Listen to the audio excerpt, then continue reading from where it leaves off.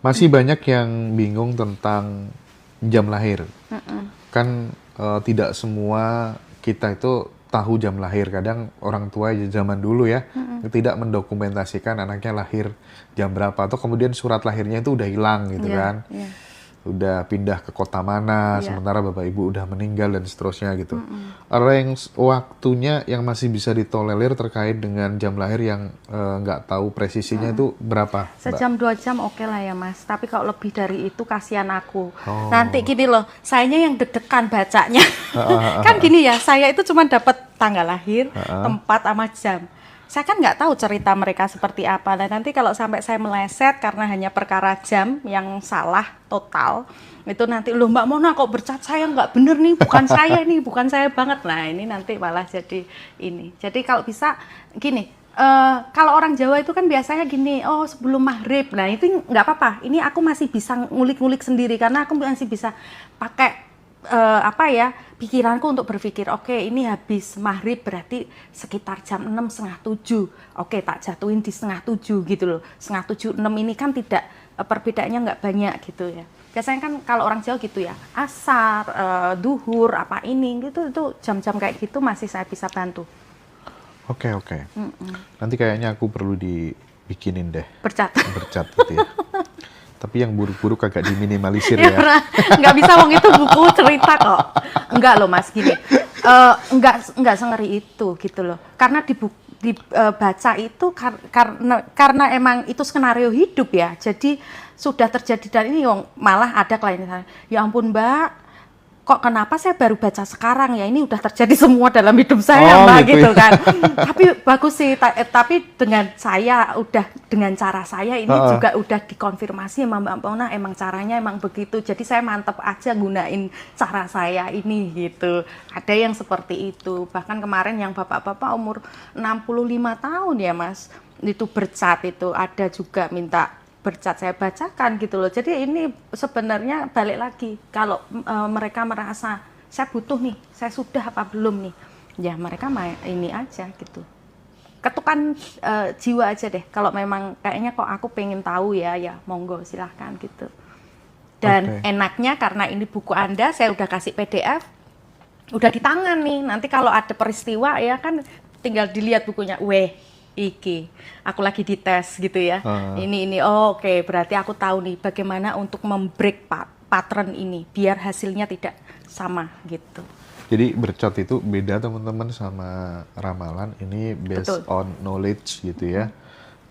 Jadi benar-benar berbasis pada pengetahuan, pada keilmuan gitu. Nah, Mbak Mona, aku pengen tahu seberapa takjub nih teman-teman setelah kemudian dibacakan bercat oleh Mbak Mona, termasuk kemudian real case gitu ya. Before afternya seperti apa dari yang sebelum-sebelumnya gitu. Silakan Mbak Mona. Ini contohnya aja dari yang sudah saya kerjakan adalah udah 40 bercat yang sudah selesai dan saya sudah ada sesi online-nya. Alhamdulillah sampai hari ini tidak ada yang, saya nggak mau sombong di sini ya, dalam arti tidak ada yang komplain, tidak ada yang ini, karena kebanyakan Mbak ini saya banget, ini 90%, karena nggak mungkin saya bilang 100%, saya nggak mau melebihi Tuhan ya. Tapi ini bukan saya yang hebat loh, ini ilmu ya, saya pelajari, saya dalamin gitu ya. Dan ini saya cuman kayak translator gitu loh. Bukan berarti ini saya yang hebat bisa memprediksi, bukan. Ini ilmu pengetahuan yang saya dalami ya. Cara untuk membaca bercat itu dari tabel. Kalau saya kirim PDF, saya cantumkan tabel itu. Jadi kan kadang ada yang klien yang kritis, kok nggak Mbak Mona bisa cerita self direction saya beraspek ke rumah ketiga dan kelima. Akhirnya saya harus menerangkan ini tabelnya. Kenapa saya baca dari sini, karena planetmu ini menghadap ke rumah ini menghadap ke rumah ini. Nah, ini peta hidup Mas. Jadi kalau sudah menghadap itu, karena saya belajar setiap rumah itu punya tema dan karma, otomatis ini matematika, ini kali ini sama dengan ini ya. Yang tahu ini astrologis, kalau orang awam pasti pusing, bingung gitu. Ada klien yang pengen, Mbak saya pengen belajar nih Mbak, kok hebat banget nih Mbak Mona bisa baca ini. Cuman balik lagi, saya pun di sini juga masih memperdalam ya. Dalam arti saya belum pede banget untuk membagi ini. Saya ibarat kata apa yang bermanfaat saya mau sharing dengan yang lain, mungkin next nanti. Oke, oke, oke. Dan bagi teman-teman yang pengen ketemu Mbak Mona langsung, nanti mungkin bisa di Labrisa. Iya nggak? Betul, Hari? kalau di Labrisa di sana stand saya tarot dan angka ya. Jadi Oke. saya narot di sana dan biasanya kalau di narot di Labrisa itu pasti sudah satu paket dengan baca angka lahir gitu. Pasti saya sudah minta angka lahir, saya pakai kartu tarot. Saya boleh kalau mau datang ke Labrisa setiap hari Minggu dari jam 10 sampai jam 4, monggo. Ya, oke, oke, oke. Nah, Kecuali hujan ya, karena outdoor, jadi kalau hujan berarti nggak ada. oke. Jadi kalau kita ngomong soal bercat, ini emang bener-bener paket lengkap ya Mbak Mona. Mulai Betul. dari potensi kita Betul. apa, terus kemudian sifat karakter Ya, kita seperti apa, relationship kita bagaimana. Bahkan ini juga kita bisa mengetahui misi jiwa betul. kita.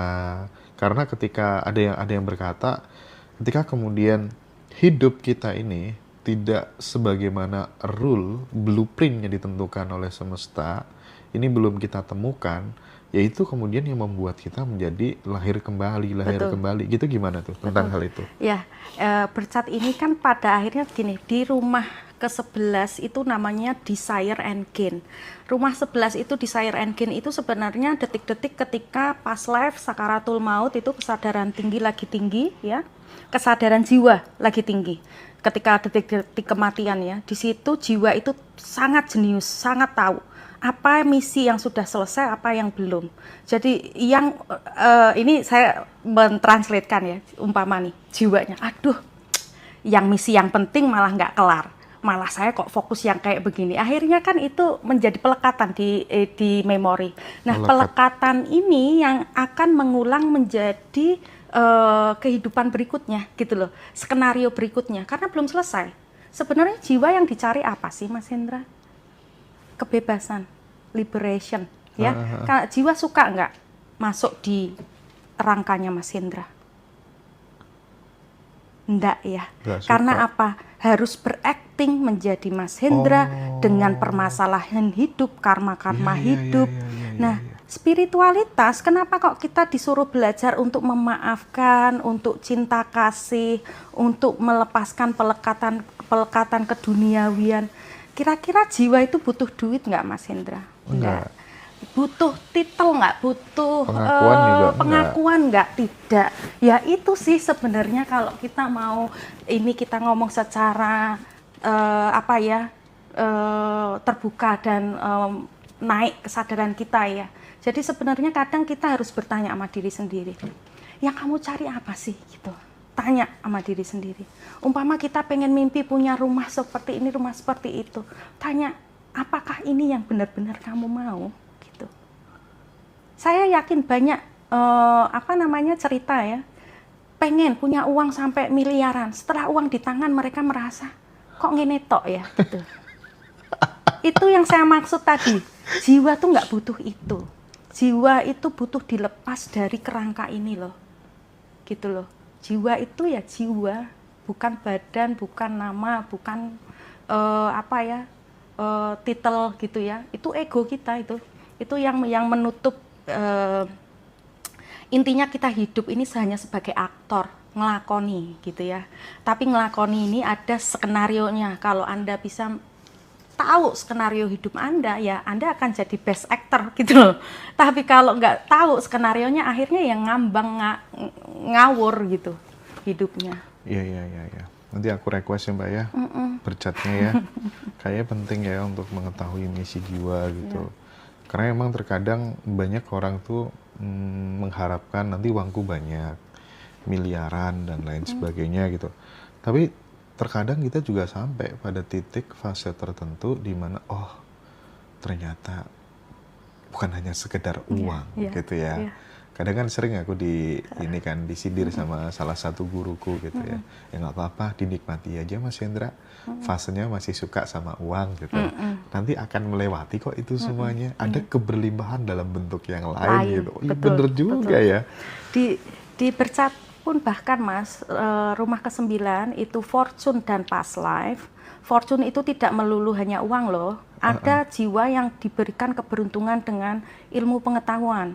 Ada jiwa yang diberikan keuntungan dengan gampangnya berkoneksi dengan orang-orang yang punya kedudukan tinggi.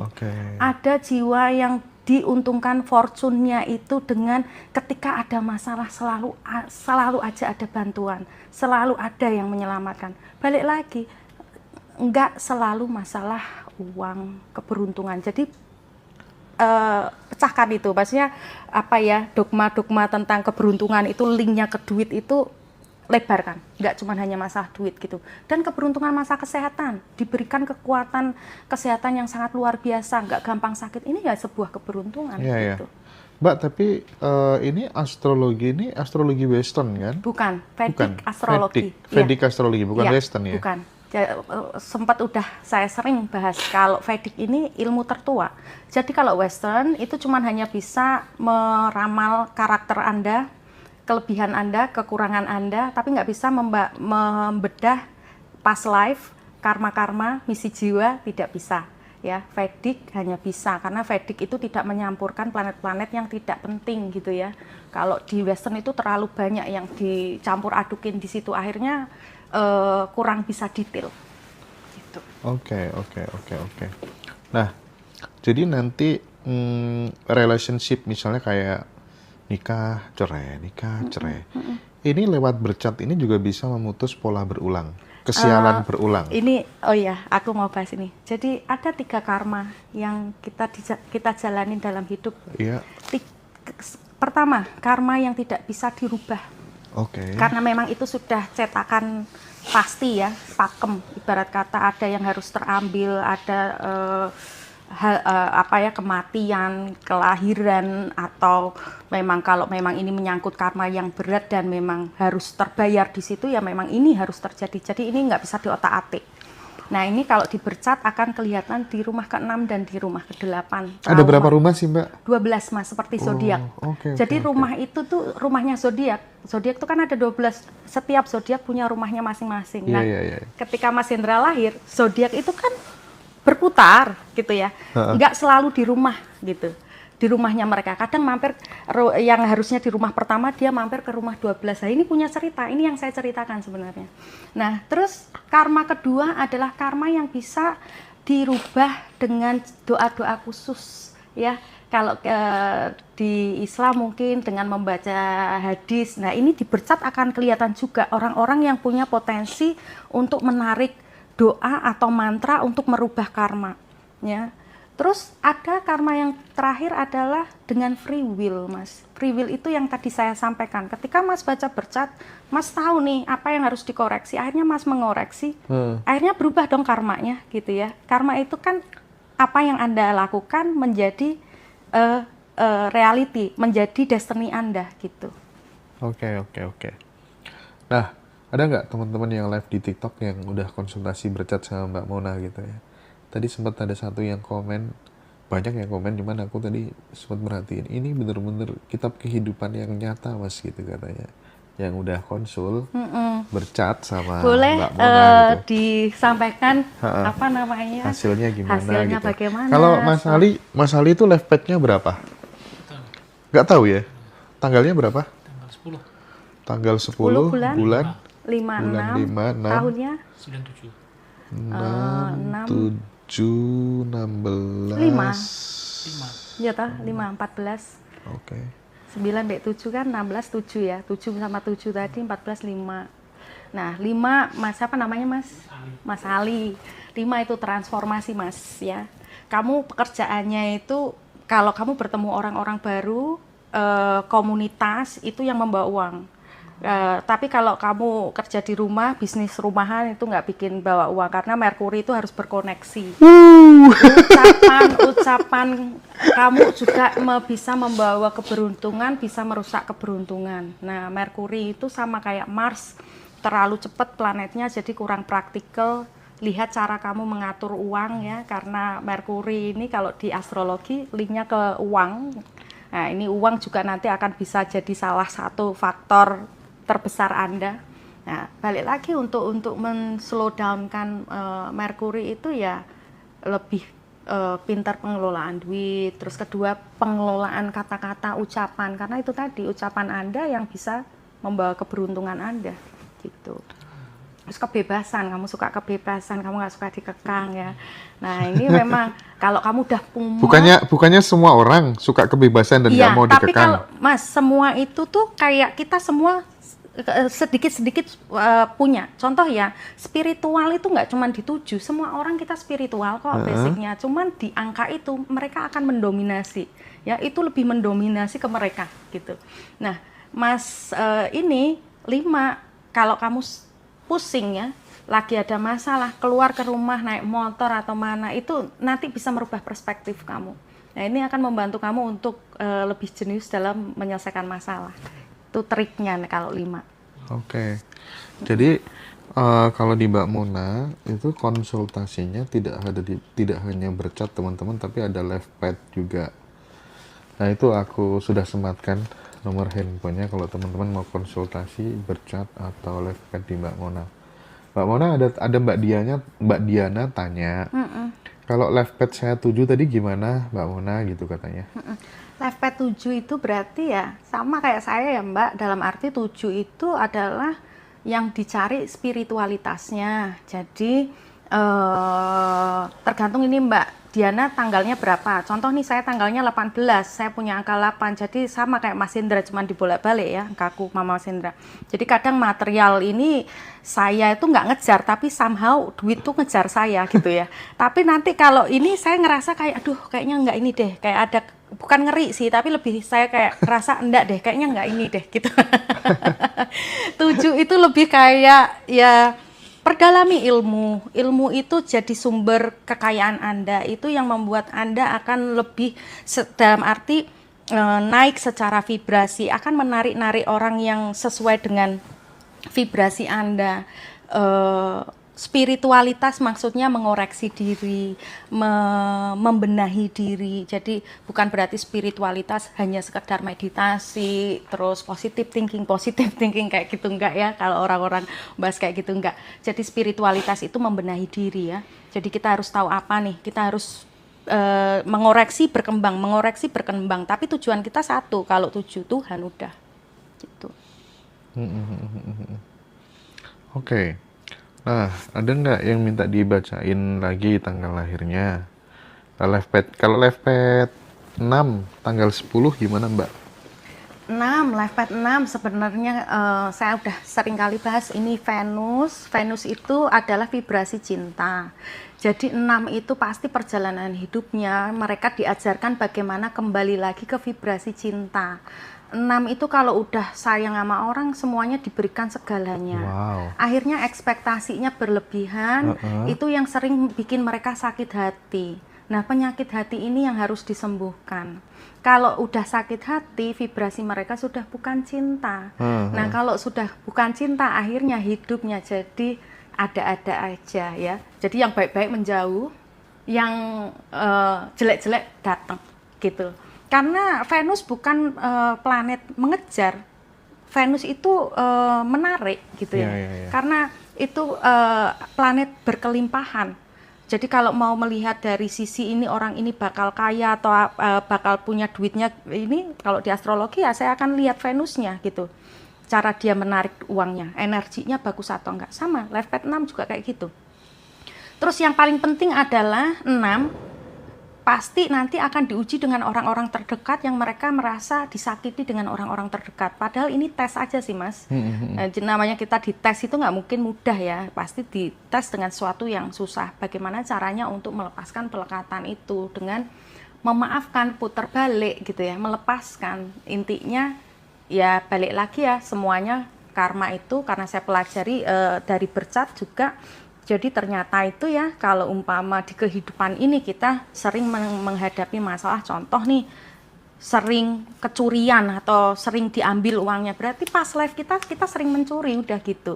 Jadi daripada kita kayak nyalah-nyalahin orang, ya udah kita terima aja ini lagi bayar utang, makasih ya Tuhan. Nah ini yang gitu. kebalik Mas. orang kita diuji Tuhan itu ya dengan kemewahan, kemateriaan, kita senang, alhamdulillah ya Allah, terima kasih ya, terima kasih. Padahal ini adalah cobaan nih. Padahal Tuhan lagi ngetes. Ini bisa meng-create karma lagi nih. Kemungkinan kamu akan membuat karma buruk sangat besar dengan kemudahan ini. Tapi kalau kita dikasih kesusahan, kita nangis-nangis. Padahal harusnya kita senang karena kita lagi bayar utang. Kita jadi lepas nih jiwa ini gitu. Jadi suffering ini the art of suffering ya. Jadi penderitaan itu bukan berarti Anda menderita. Penderitaan itu Anda membayar hutang yang sebenarnya ini akan meringankan jiwa Anda sih. Gitu. Oke, banyak yang minta disebutin. Nggak boleh kalau gratisan itu nggak bagus. Kalau nggak ada pertukaran energinya itu nggak bagus. Aku tuh punya teman subscriber namanya tuh Mbak Diah. Mbak Diah itu aku kasih kalau nggak salah, jadi metode sangat cepat untuk memahami buku, membaca itu pakai teknik sangat cepat sekali dan itu ada passwordnya, PDF. Itu semuanya aku bagi-bagi ke teman-teman subscriber. Nah, karena Mbak Diah itu nggak mau yang model-model gratisan, karena itu akan merugikan dirinya katanya. Itu tuh udah, jadi dia ikut kelasnya TVB itu udah ikut aja gitu, tapi nggak diikutin Zoom-nya gitu.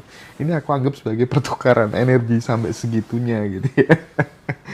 Jadi teman-teman nanti langsung konsultasi aja sama Mbak Mona, atau nanti ada 1-2 lah ya, nggak apa-apa, nanti kita kasih hadiah. Levepad 8 udah tadi, aku Levepad 8.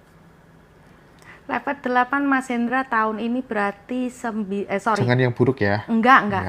Tahun ini Mas Hendra tuh sebenarnya ngikutin tahun semesta loh. Ya, contoh kemarin 88, ini 99, nanti 2026 itu kan 1, Mas juga 1 gitu kan. Jadi ini keuntungannya apa? Semesta ini sinkron dengan energi manifestasi Mas Hendra ya. Jadi tidak melawan arus gitu. Ini kalau Mas Hendra takut Mbak jangan saya ngeri-ngeri. Ya udah berarti tinggal tadi ilmu yang saya kasih apply aja udah. Gitu. Keren, mantap. Ya, tambah semangat tau kalau gini. Ya gitu-gitu aja deh Mbak. Yang gitu-gitu aja. Kalau yang Ali ini yang buruk-buruk gak apa-apa sih Mbak. Enggak. Maksudnya bukan buruk sih. Ini lebih kayak dia berarti sering ikut aku kayak gini, oke dong berarti bagus, ya. Bagus. Komunitas ini baru. Stres dia kalau di rumah stres dia. Kerjanya boring dia. Di kantor. Di Shopee dia. Oh, ya itu ini ya, kamu kayak merasa terikat ya. Apalagi tanggalnya 1, Mas. Dia kan sebenarnya ya pengen punya usaha sendiri ya. Oh iya banget. Nggak mau diatur. Tapi sekarang udah punya ini, udah jadi konten kreator juga sih. Alhamdulillah. Terus nanti akan gini lah. Tuhan itu kan sudah dicetak-cetak ya dengan angkanya, dengan bercatnya apa segala macam. Toh buktinya ketika saya baca bercat ya, banyak kok klien saya yang ternyata sadar nggak sadar sudah menjalani skenario itu gitu loh. Jadi kadang kita nggak usah terlalu overwhelming kayak aduh ini aku salah apa bener nggak ya gitu ya. Gitu. Bagusnya bercat ini lebih ke validasi. Jadi kayak oke, ternyata udah bener nih, aku udah on track gitu. Jadi di bercat itu mulai dari past, present, future semuanya kebaca Mbak? Iya, karena kan 12 rumah itu punya cerita masing-masing. Rumah pertama itu karakter, self direction, rumah kedua itu kekayaan dan keluarga, rumah ketiga itu skill, enterprise komunikasinya, rumah keempat ibu dan rumah. Nah, ya. Jadi gini, tentang skill.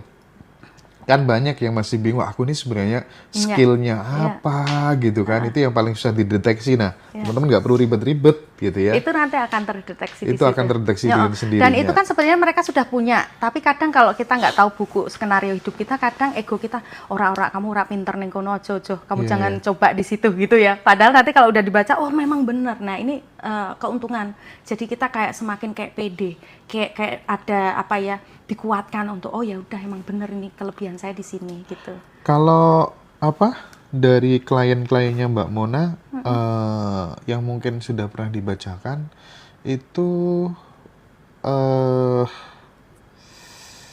misi jiwa. Mungkin beberapa misi jiwanya apa sih? Kalau kamu tuh sebenarnya misi jiwamu ini loh, ini aku pengen itu di-share ke teman-teman. Itu ada di rumah ke-11 yang Desire and Gain itu yang saya tadi ceritakan. Di situ ada contoh misi jiwanya, sepeleknya pengen mengumpulkan uang untuk membantu keluarga. Itu ada, Mas, ya, financial security. Emang dia mencari itu karena dia pengen mengumpulkan itu untuk dibagi-bagikan pada keluarga dan sanak yang membutuhkan. Ada misi jiwa menuntaskan ilmu pengetahuan yang tidak selesai di kehidupan sebelumnya. Ada misi jiwa yang tidak menyelesaikan karir yang tidak selesai di kehidupan sebelumnya. Nah, ini ada beberapa klien saya yang seperti ini, dan biasanya tuh nanti titik poinnya itu nanti bertemu, akhirnya mereka melakukan pekerjaan yang totally 180 derajat daripada yang pernah dia lakukan di masa muda. Ini juga sudah terbukti. Terus ada juga yang misi jiwanya spiritualitas, ya, dengan melepaskan pelekatan-pelekatan itu tadi. Karena biasanya ini saya jumpai di master number, ya, master number ini terulang. Seperti 33. Ya, 11, 33, 22. Mereka ini kan sebenarnya misinya melebihi dari manusia-manusia yang lain. Sebenarnya mereka itu dikasih kayak last chance, ya, kesempatan terakhir untuk mereka bisa menyelesaikan gitu ya. Jadi seolah-olah hidupnya memang kayak gini banget ya master number ya, kehidupannya kok susah banget ya. Ya jelas lah, karena kayak dirangkum suruh selesai semua dalam waktu bersamaan gitu ya, biar jiwa itu bisa lepas. Tapi saya juga ada tips kok untuk master number. Jadi master number tuh mulai menanyakan misi jiwa kalian, karena itu yang akan membantu kalian, karena kalian ini tanpa diimbangi dengan intuisi dan arahan dari Tuhan, ini akan sulit buat kalian untuk keluar dari whole rabbit, ya, kalau bilang, jadi putaran karma di situ. Mbak Mona, aku penasaran ketika kemudian misi jiwanya seseorang itu untuk mengumpulkan uang sebanyak-banyaknya, yang kemudian harus dibagi ke orang-orang yang membutuhkan, gitu ya. Orang-orang seperti ini kan memang terkadang terlahir juga dalam kondisi yang dia suffering, gitu ya, sehingga kemudian dia tahu, oh kelak aku punya, dia ada dendam positif gitu ibaratnya, aku nanti akan menjadi jembatan bagi mereka gitu. Nah, pertanyaanku gini, ketika kemudian sebenarnya itu idealnya yang harus dia lakukan adalah membagi uang itu hanya titipan gitu ya, tapi dia justru melakukan sebaliknya hanya untuk kepentingan dirinya secara pragmatis, itu konsekuensi yang akan dia dapatkan apa? Ya, di rumah ke-6, enemies and weaknesses, ya, musuh dan kelemahanmu. Di situ akhirnya ketika Anda tidak, jadi bercat ini tuh menyerukan sebenarnya, sangat menyenangkan karena kalian bisa melihat kelemahan. Jadi ketika karma yang terbaik tidak termanifestasi, tapi kalian malah lebih ke yang karma tidak baik, ya, contoh misi jiwanya mengumpulkan uang untuk dibagikan, ya, untuk mensupport keluarga, tapi karena tidak tahu, mereka hanya untuk kepentingan pribadi, berarti nanti akan terlihat nih di weaknesses-nya. Kelemahannya dia adalah mungkin terlalu memikirkan diri sendiri, akhirnya mereka harus menghadapi karma-karma yang sulit. Nah, ini biasanya nih life path 8 gitu ya, balik lagi, financial security ini link ke angka 8 gitu. Makanya orang angka 8 tuh gampang untuk menarik uang gitu kan. Tapi uang ini sebenarnya titipan yang mereka harus beri. Betul.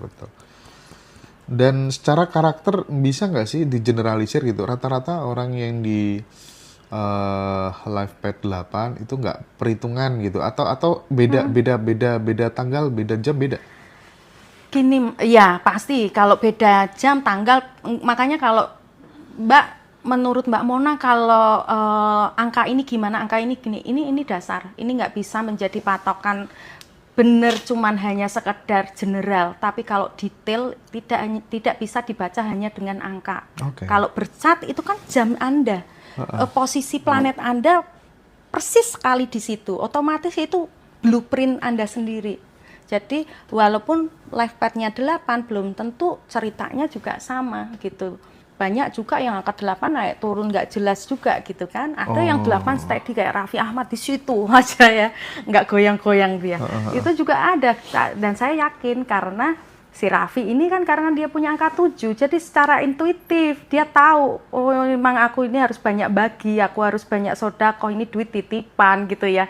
Jadi otomatis ini akan lebih membuat Ada balancing gitu ya. ada balancingnya dia kerja keras, saya memang ditugaskan untuk mengumpulkan uang, tapi Iya uang sih. ini juga untuk dibagi gitu. Yang penting aware terhadap misi jiwanya ya Mbak ya.